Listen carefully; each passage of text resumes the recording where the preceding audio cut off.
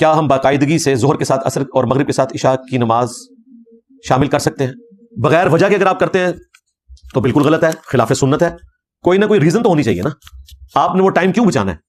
اگر کوئی شخص اپنی جاب کی مصروفیت کی وجہ سے، تعلیم کی مصروفیت کی وجہ سے ایسا کرتا ہے تو بات سمجھ آتی ہے. ایک عورت ہے، اس کے 4 بچے ہیں، اسے مینج کرنا مشکل ہے تو وہ نمازوں کو جمع کرے. لیکن ایک عام فارغ آدمی یا ایون کوئی مصروف آدمی ہے، باقی کاموں میں تو وہ گھنٹوں لگاتا ہے اور نماز کی باری وہ نمازوں کو جمع کرتا ہے، تو بھائی یہ خلاف سنت ہے.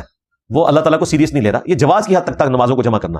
ہم نے کبھی لوگوں کو یہ ترغیب نہیں دلائی ہے، نہ نبی اسلام نے یہ ترغیب دلائی ہے کہ آپ نے روزانہ نمازوں کو جمع کرنا ہے. وہ ایک جواز کی حد تک رکھا گیا کہ اگر آپ کو واقعی جینون ضرورت ہے، اور وہ ضرورت خواہ جیسی مرضی ہو، میں ان علماء یا محدثین کی بات نہیں کروں گا کہ شدید کوئی ضرورت ہو، نہیں، کوئی قلیل ضرورت بھی ہو، لیکن ہو تو صحیح نا.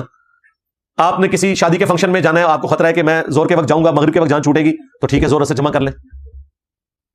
پیپر ہے، یونیورسٹی کی کلاس مس ہو سکتی ہے، یا جاب میں آپ کو وقفہ ہی تھوڑی دیر کے لیے ملتا ہے تو سمجھ آتی ہے.